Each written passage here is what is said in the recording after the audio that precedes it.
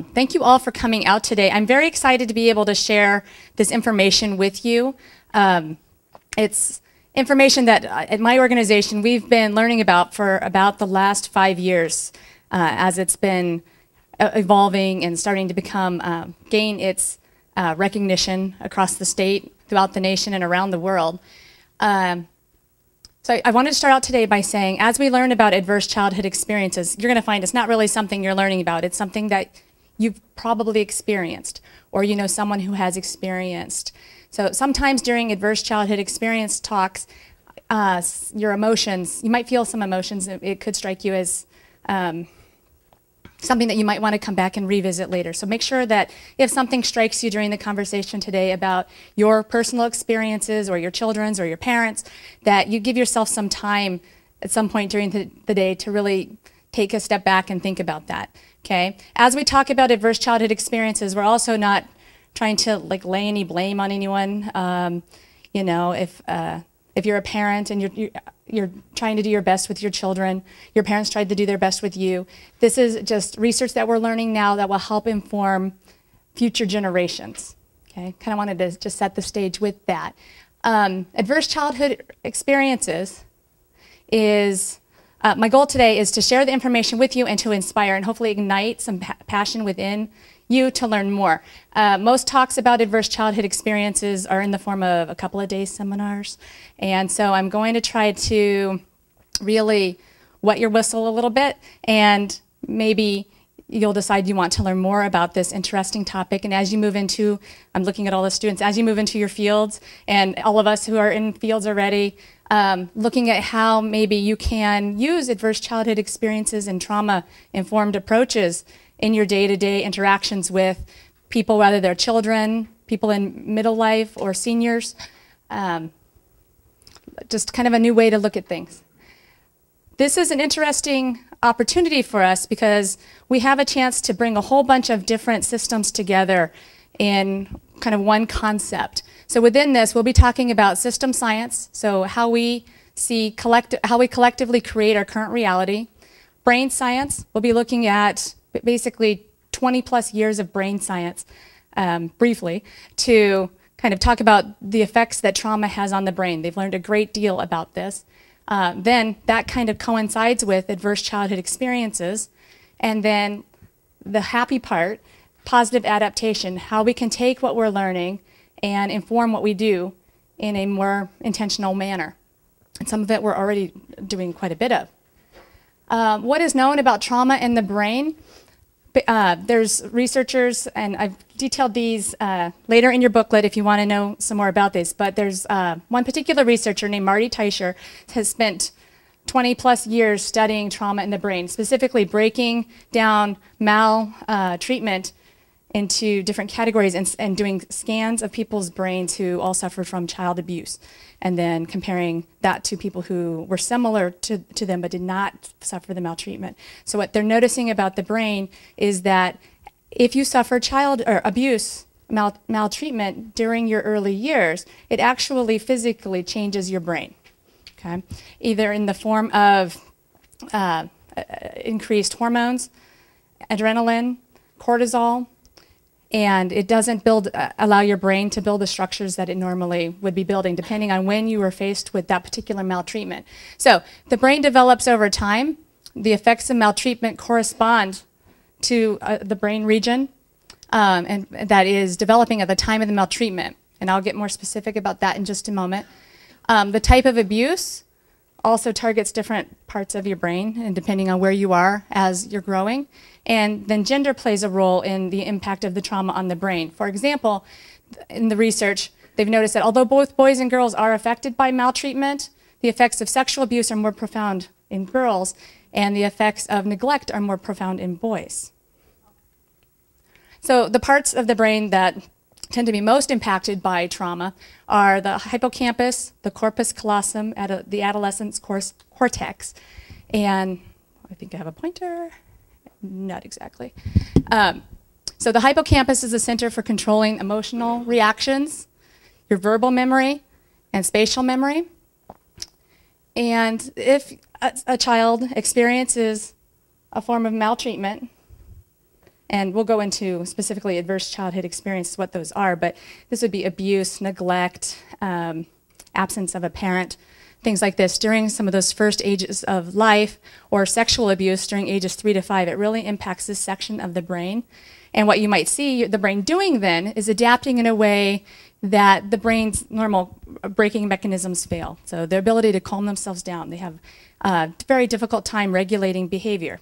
Okay, so it's not necessarily that they have a problem, it's that their brain is actually adapting really well to a really poor situation. It's kind of a different way for us to think about what the brain is doing. Okay? Difficulty with verbal spatial memory. In the middle childhood, this age, or in the corpus callosum age range, what you'll see is happening in the corpus callosum normally is you're integrating your hemispheres and you have a facilitation between language development, proficiency in math, social cues. What we see is if neglect happens in infancy or sexual abuse around ages 8, 9, and 10, at this particular time it has a really significant impact on this section of the brain, resulting in language delay, diminished math capacity, diminished integration and coordination, difficulty with social cues, etc. Same similar thing with the adolescent cortex. The point really is that trauma impacts the brain in a way that actually physically changes it. So as you're thinking about that, and we start to move into some of the effects of trauma and adverse childhood experiences, we'll be able to connect it a little bit more. Some of the effects of trauma, cognition, learning and thinking. You'll see slowed language development, attention problems, speech delay, poor verbal memory or recall, loss of brain matter or IQ. In mental health, poor social and emotional development, alcohol, tobacco, and other drug use, vulnerabilities, and early initiation of risk behaviors. And adolescent and adult mental health disorders, you see depression, suicide, dissociative disorders, borderline personality, some social effects of trauma, aggression, violent outbursts, poor control of self-control of emotion, and it's hard to modify the behaviors in response to social cues because that part of the brain has been influenced by the trauma and doesn't work that way. So having to teach skills to cope with that. Social isolation, kids who can't navigate friendship very well. So you're probably thinking, oh, I know some kids like that. Oh, I was a kid like that. Risk of victimization. And so basically this slide captures it really nicely. We all start with a neutral brain on the left, and it can go two ways. Sometimes it goes both ways a little bit, but if the brain is subject to traumatic stress, then within our brain we have hormones, chemicals, and cellular systems that are starting to prepare for a tough life, a dangerous world, a fight or flight kind of life. Okay? I'm edgy, I'm hot-tempered, I'm quick to react, I'm vigilant, and I'm an individual who pretty much typically expects the worst. And I'm geared up, I'm ready to go. In that worst situation, I'm ready. Imagine that child in a kindergarten classroom.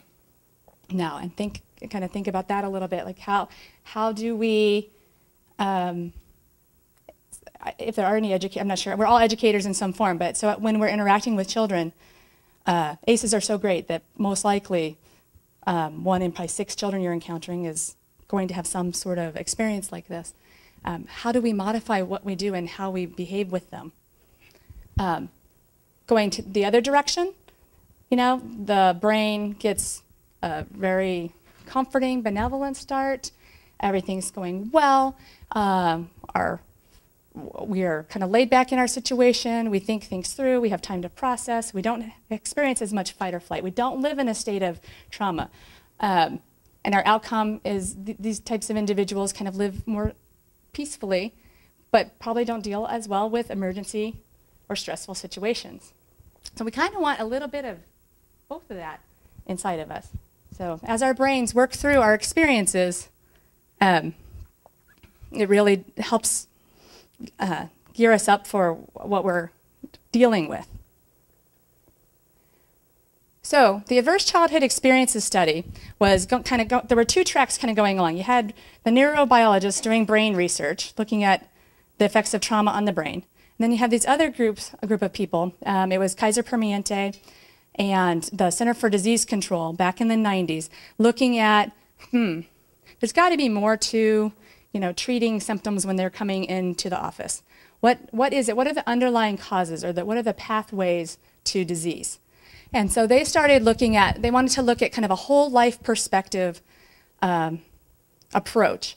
And what they were noticing, this is their model that they were speculating, is that we could take a look at conception to death, and that there were certain conditions that happened to someone early on that then impaired them either socially, emotionally, or cognitively.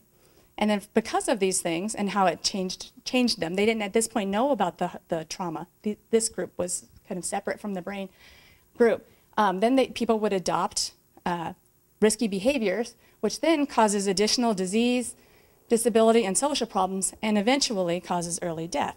So they initiated, it's basically a survey that they used with over 17,000 patients in California. It was San Diego County, mostly middle class, mostly Caucasian, and all upon regular annual health exams. So it wasn't people who were coming, I'm already coming to you because I'm traumatized. These were regular, like your yearly physical visits where they would do the surveys. They have been able to use their indexes to track this group of 17,000 people over the last 20 plus years. They're still tracking them. So eventually, someone was talking earlier about, ACEs and seniors. Like, what will the eventual impacts, or how will we use this information to inform what we do with seniors? Well, it's interesting because eventually we're going to get to the point with that cohort of people, because it's the largest study in the world of a group of people related to health practices. We'll be able to look at their full trajectory of their lives, their social, emotional, and developmental pieces all the way along. These are the adverse childhood experiences that were included in the adverse childhood experiences study. Abuse and neglect underneath that category. You'll see physical abuse, sexual abuse, emotional abuse, neglect. They have since kind of broken neglect down into physical neglect and emotional neglect as well. So sometimes you'll see this list, it will have 10. And that always throws me off. I'm like, oh, what's the new? Okay. Indicators of family dysfunction, someone who's mentally ill, depressed, suicidal in the home, a drug addicted or alcoholic family member, witnessing domestic violence against the mother, parental discord, divorce, separation, abandonment, or incarceration of a family member. The World Health Organization has actually taken this on and is starting to translate it into other languages to use throughout the world, and they're adding in other things, because these are a lot of developed country problems. There's other things that, I just spaced the word for being forced into the military, which you see in a lot of countries, developing countries around the world. Other adverse childhood experiences that maybe aren't as common here, that are more common around the world, so that we can start to take a look at adverse childhood experiences more globally, which is really an exciting thing. They just initiated this in 2008. So basically, what happens when you take the ACEs survey, or a doctor is talking to you, interviewing you, is a person comes up with an ACEs score, and it's like essentially it's like 1 point for each category. So if my parents divorced, so I have 1. And if I had any of these other things happening during my crucial growing up years, then I would add them up separately. So it comes up with a total number. So let's say number 7, witnessing domestic violence. If I saw domestic violence over and over and over and over and over again, it would still just count as 1 ACEs point, so to speak, okay? So then what they're looking at, as people were reporting, these 17,000 people were reporting their experiences, they were looking at comparing the number of ACEs that someone reports to health behaviors or health effects that they also are reporting. And this is the exciting part. So, and I'm going to walk you through a number of these. These are from the ACEs study, and in a moment I'll go through some specifically from Washington State. So, adult alcoholism. People reporting for ACEs the percent of the population reporting adult alcoholism goes up significantly. So this, just to make sure this is 0 ACE, 1 ACE, 2 ACE, 3 ACE, 4 ACE. And then on the left-hand side, the behavior that's being measured, the troubled behavior, the alcoholism. Over here, we're looking at people who have ever experienced teen pregnancy. So the higher your ACE, the more likely it is that you have experienced teen pregnancy, okay? Any questions about this slide before I start moving through? And as I say that, I remember that I was supposed to say, if you have questions as we go, it's okay with me if you go ahead and ask them, because it's kind of confusing material. It's a little bit complicated. And they looked at tons of stuff. So I haven't not been able to include everything that they include in their ACEs study as far as these slides, but I did pull out some of the things that really stand out, or things that I hear our communities talking about. ACEs scores and reporting IV drug use. So, and very few, and you guys will notice, there's not a whole lot of us who don't have an ACE of some sort. Most of us have at least a couple. So based on what they found out of the 17,000 people, they were able to make some probability estimates of those outcomes. So out of 100 people, generally in America, 33 people would report no ACEs. Okay? 1 in 16 would report smoking. 1 in 69, alcoholic, and you can kind of follow through. 51 people would report 1 to 3 ACEs. Okay?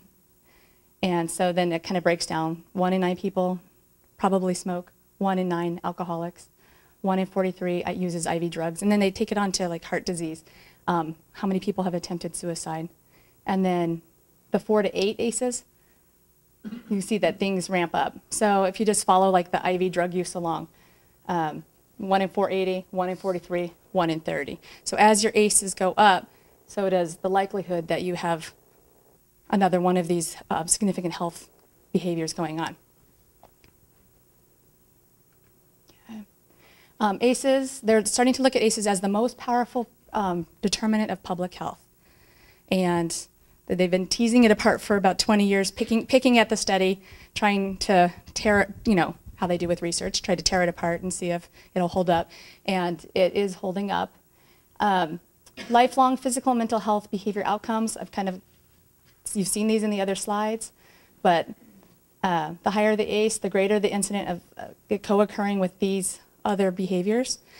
It's interesting too, they're now starting to be able to look at other things, as I mentioned earlier, like rates of homelessness, rates of poverty. That slide earlier about teenage pregnancy, they're also able now to look at males' involvement as well. So there's also a data that would support that boys who have an increase in ACEs are more likely to father a baby outside of wedlock, or how you want to put it. So when we're looking at this, the ACEs are causing natural responses to extraordinary circumstances. Our sense of self and ability to influence the world. There's a general feeling of not being worthy of love, not trusting love. This kind of goes back to the trauma and the brain piece. Feeling incapable of having a positive impact on the world. So it gets kind of more and more challenging as you move along with greater amounts of ACEs. Diminished sense of self-worth. Self-regulation. Again, people are hypervigilant. The more ACEs you have, the more your brain's been traumatized. Survival and automatic behaviors, aggression, withdrawal, poor impulse control. And then obviously it's going to impair your learning, your emotional learning and your regular classroom learning. This moves it directly to the state of Washington. Washington is one of 5 states who have started using, it's called the Behavior Risk Surveillance System, short for BRFIS, which is, I don't know, maybe a little more time with an acronym could have been used. But so the BRFIS is a study that we use to study adult health behaviors throughout the state. Are you familiar with the BRFIS? Anyone? Okay, so there's BRFIS, which is for adults, and then there's the Healthy Youth Survey, which is used to measure youth youth health behaviors throughout the state. So in our state, we give the Healthy Youth Survey in grades 6, 8, 10, and 12. And it measures things from nutrition to, do you wear a helmet, to have you been abused, have you thought of suicide, what's your 30-day use of tobacco, marijuana, other drugs, et cetera. So, and it's an anonymous survey, as is the BRFIS. So we get a lot of information that we can then use to guide our prevention efforts. And now that we're starting to learn more about ACEs, we've been weaving ACEs questions into the BRFIS and into the Healthy Youth Survey. So this is from the BRFIS. So in Washington State, ACEs are common. One or more ACEs, 62% of us have at least one or more, and 38% have none, okay, which I think is, I don't know, that seems a little high. ACEs co-occur or cluster. So 26% of adults report 3 or more ACEs. So usually if you have one, you're going to have more than one. 5% of adults have 6 or more of them. And this doesn't mean if you have 8 ACEs, it doesn't mean you're a bad person. It means you had a rough life and your brain has worked really hard to adapt. That's what it means. It doesn't mean we should feel terrible. It may mean that suddenly you go, oh, that's why I've had such a hard time. Or, that's why the struggle has been a long road. Okay, now I know. I can work on this. Among adults exposed to physical abuse, 84% report at least 2 more ACEs, and among adults exposed to sexual abuse, 72%. So these are called out because they're particularly high when you're looking at the physical abuse or the sexual abuse happening, that they're going to be related to other ACEs happening. So there's actually some initiative around the state through the Gates Foundation and Empire Health to study some communities who will specifically take on trying to address one of these with youth to try to really get a handle on how can we, in a meaningful way, start to nail down these ACEs, this traumatic behavior, when kids are in the cycle instead of 20 years from now when they're manifesting depression and suicidal tendencies and whatnot. How can we break in? But at the same time, knowing that we can't just address the kids, we have to address the parents, because most of this is cyclical in nature.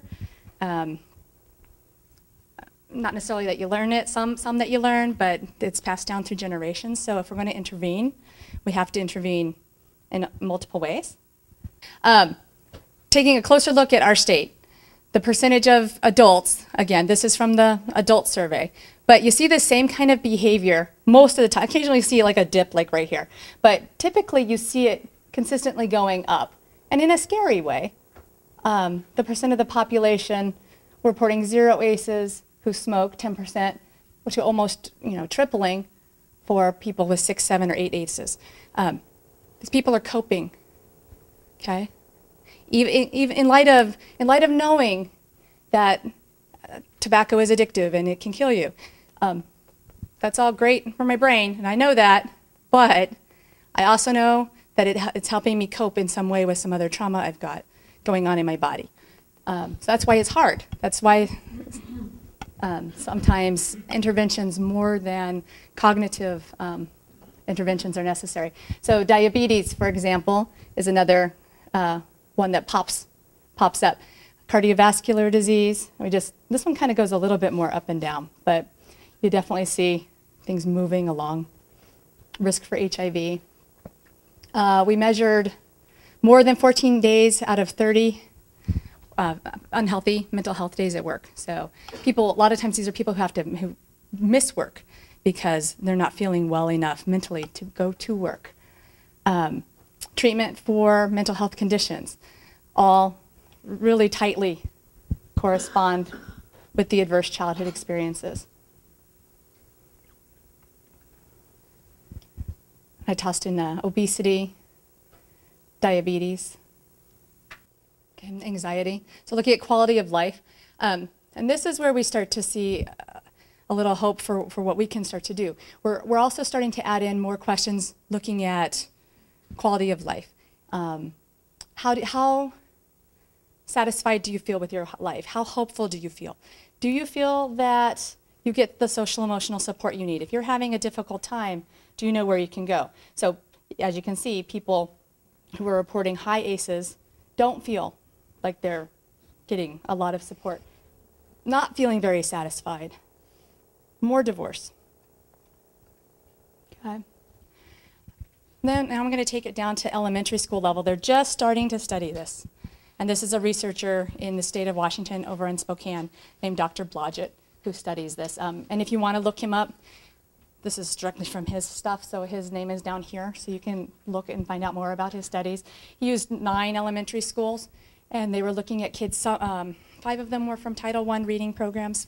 4 of the groups were from just more standard classrooms. But what they were able to look at is looking at what the kids are saying and what's happening in the schools. Adverse events are the greatest single predictor for health, attendance, and behavior. Adverse events are the second strongest predictor for academic failure after special education status. And the relationship between academic achievement and health status appears much less related to income than to adverse childhood experiences. Okay? So some conceptions, maybe some thoughts we've had for a while are being kind of debunked a little bit. It's actually the experiences that you have that are playing a much greater role. I find this one fascinating because I was a high school teacher. So this is taken from the Healthy Youth Survey. So, and the last Healthy Youth Survey, they just took one in 2012, so this would be 2010 data. So if you're a teacher looking out at a classroom of 10th graders, sophomores and seniors, this is what you would be looking at. You're not really wondering who has an ACE, you're wondering, who's experienced which one. Because 0 of them have probably not experienced anything. 5 of them have experienced 1. 6 of them have experienced 2. 3 of them have experienced 3. 4 of them have experienced 4. And then you have the 5s and the 6s and the 8s on the bottom. Okay. This is higher than the rate of ACEs for adults in our state. This is higher than the rate of ACEs for adults in our state. Yes, ma'am? There's more adverse childhood experiences happening now then? That's not a good sign. Right. Gives us a great window of opportunity for trying to do some more prevention, I think. But, yeah. It's true. I mean, these adults are going untreated apparently. Yeah. Or unaware. Anyway, it's really sad. Right. No. Yes. It's a call to action. That's how we usually treat it, is a call to action. So you wonder in a classroom then why it's so difficult. Well, this is why. This is, you're trying to bring it all together for everyone, and it's a hard job. So what can we do? So this is the good news. Resilience building systems. They've been doing a lot more research around resilience. And are you familiar with resiliency? Okay. Everyone has that friend, or maybe is that person who had a whole boatload of ACEs or terrible things happen to them. Could have dropped out of school, could have made this choice, could have, maybe did, and then later on found a different path and took a different path from point A to point B, but made it. Resiliency, the person who didn't become addicted to drugs and was able to find their way anyway. Okay, so what is it? So we're starting to go, what is it about that person that suffered the same, or had the same traumatic stressors in their brain, had their brain changed the same way? What makes it possible for them to come out on the other end? And that's really the key. And it's new. They've been studying resiliency for a while, but they're starting to try to really nail down what components of resiliency really make the difference. And so right now, and so I kind of say that as we're in the state of flux, so it's kind of exciting for anyone who's starting to move into the field or is curious or trying to figure out what your spot will be. But good news is that there are some core areas that seem to impact resiliency. Community, culture, spirituality, attachment and belonging, and capability. Feeling that you are capable, you are meaningful, you have a place. Okay? And this says Resilience Index for Washington. These are the types of questions that they ask on the BRFIS. Social emotional support questions, feeling that good things happen to me and that there's hope in my life. So even if I've had these things happen to me and I coped in these certain ways, feeling that there's still hope for me. There's still a chance that I can make it work, come out ahead in the long run. And one particular model that's been used by a number of communities around the state is called a community capacity building model. And whole workshops could be given on community capacity building. But basically, we've done some of this work here in our community, and that's what the hospital district seems to be doing as well, is looking at how do you build people's connections? How do you develop kind of a shared awareness around an issue and bring more people into the conversations and develop a collective effort to make a difference in something, whether it's substance abuse or maybe it's mentoring or maybe it's the whole thing, and you're going to figure out how your entire community can take on resiliency. And then this kind of model breaks it apart, but leadership expansion, coming together, learning and opportunity, adaptive stability and shared identity, and it kind of keeps going around. It's called a virtuous circle. So every time something works well in one part of the circle, it adds and makes positive things happen in the other part of the circle. So, and this is really small, and I'm sorry. This is from the Family Policy Council, which is the department at the state that was working most directly on adverse childhood experiences. That is now moved over, now it's the Department of Social and Health Services. But in communities that were receiving funding and specifically working on developing community capacity around adverse childhood experiences, they were seeing, so let's see, the green line is showing communities that had money and time to put some effort into juvenile offenders, juvenile arrests, making a concerted effort looking at the high school dropout rate. So communities that came together, built up some awareness, and then started focusing on it. Okay. So I include that just to show you that we can make some differences. I referenced the resiliency questions that are on the Burfus survey, and this kind of shows you when people report. So this is a different slide. It reports when people report that they're from a community that they feel connected to, that they feel attachment, that they feel is meeting their social emotional needs. There's a network of support for them. Even if they have a great number of ACEs, they are less. This one's about unemployment. There's a whole bunch of different slides, but it manifests in a different way. You see, these people have 6 to 8 ACEs, but they feel supported, so there's much fewer of them unemployed. This group here, they don't feel supported. They have 6 to 8 ACEs.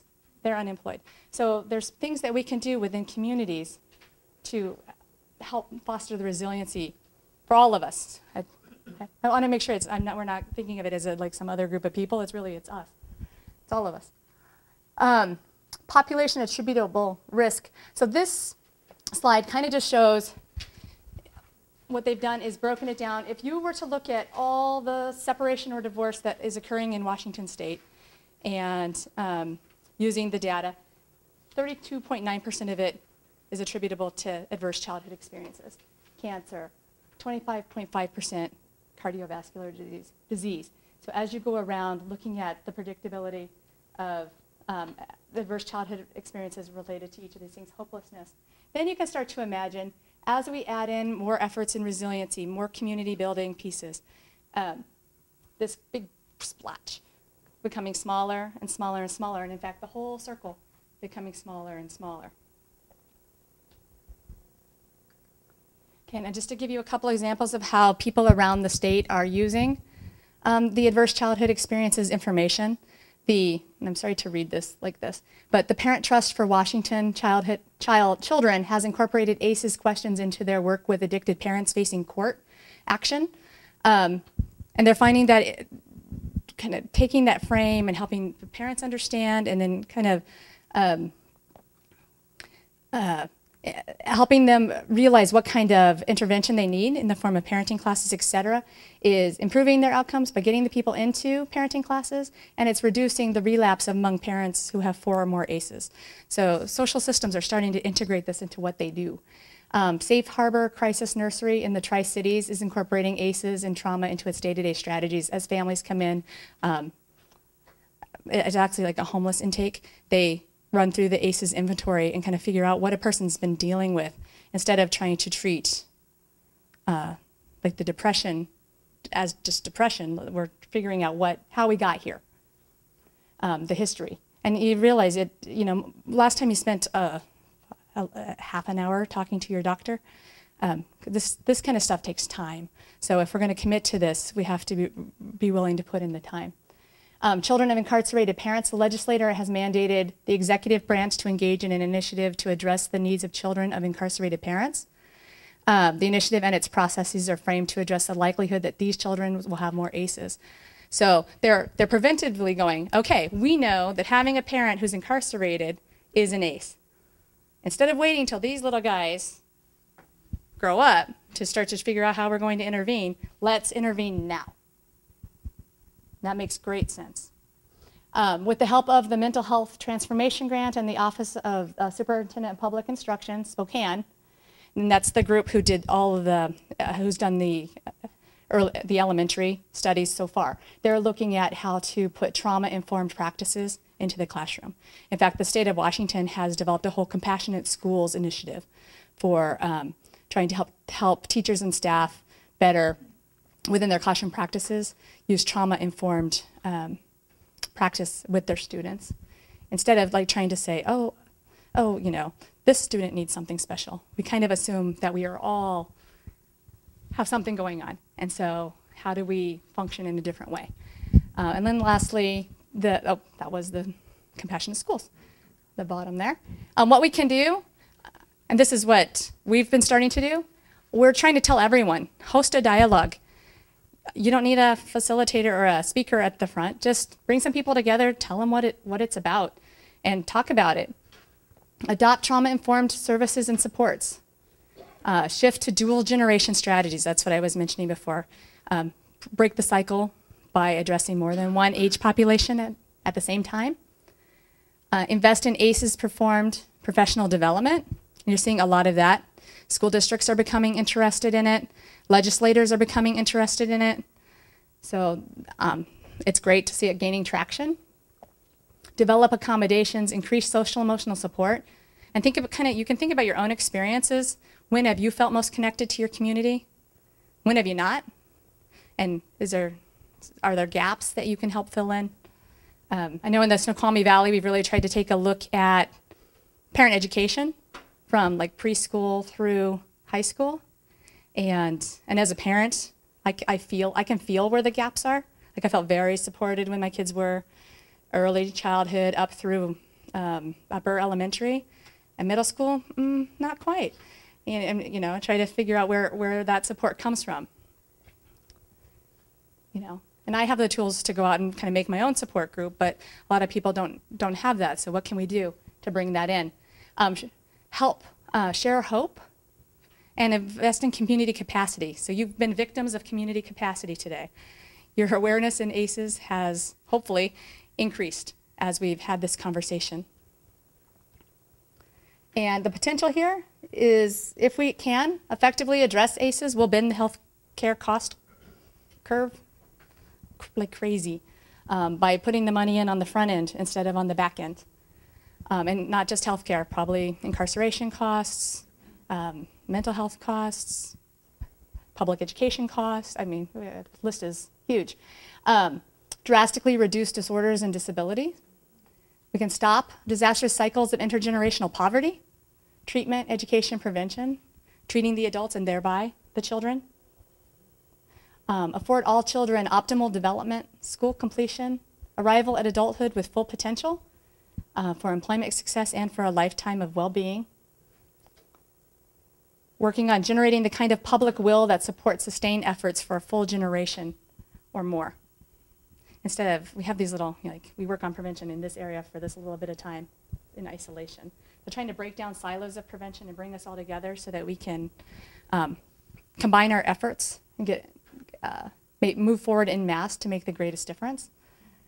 Improving workforce productivity, lowering business costs, and improving our global competitiveness, boosting our economy. All of these things would be effects as we start to tear down the ACEs, if you will. But on the very last page of your slides, it's kind of small, But in case you were interested in learning more, I did include some pieces here. The top one, it's an ACEs webinar. It's a 3-hour webinar that was developed by the Family Policy Council for Washington State. A lot of it would be review of what you learned today. It goes into the brain piece a whole lot more in depth. And then it will take you through specific communities such as Walla Walla, who have specifically like a child resiliency system set up. And it's kind of fun to look at other communities throughout our state who have really taken this piece, taken the community capacity building model as well, and integrated that into some fantastic outcomes. The Center for Disease Control, you want to see the entire study, and that's where I'll go to find out the age population that Sue was asking about, is on the Center for Disease Control website. And even if you can't remember this, just CDC ACEs will get you there. If you liked the brain research and you want to learn more about how the trauma affects, because it affects the neurons, it affects the way the messaging can be sent back and forth within your brain. If you want to really get into the nitty-gritty with the brain development, go to googlescholar.com and just search for Dr. Teicher.